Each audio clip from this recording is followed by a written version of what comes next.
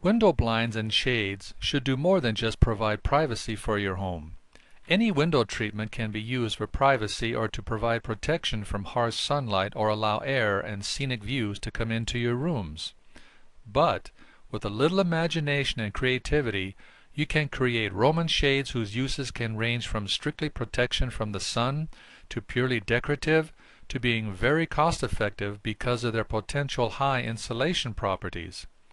Because of the created dead air space between the fabric and the window, hot or cold air currents are prevented from circulating throughout your rooms. First off, it's very important for you to get a very good understanding of how Roman shades work. Obviously, the more you know, the easier it will be to design and make your own window treatments.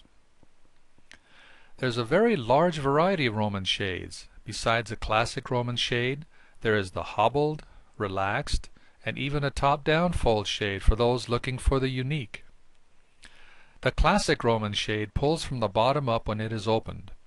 Notice how each column's bottom ring is tied to the lift cord, which is then threaded up through all the remaining rings. On the top headrail, a pulley is used to mount the lift cord directly above the column of rings. The cords are then threaded sideways along the mounting board. Then, by pulling on the lift cord through the pulley, the shade is lifted and lowered. The basic materials needed for making Roman shades are decorative outer fabric, lining fabric, plastic rings, fusible webbing, polyester twill tape, fabric glue, and pins. The materials you'll need to support your shade include mounting boards, sewing rings, angle irons, weight bar, awning cleat, round head screws, and a pencil with plenty of paper.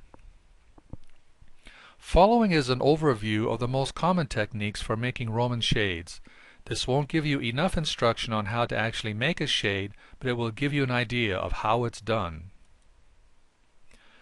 After carefully measuring the dimensions for your shades and cutting your fabrics, seam the decorative and lining fabrics.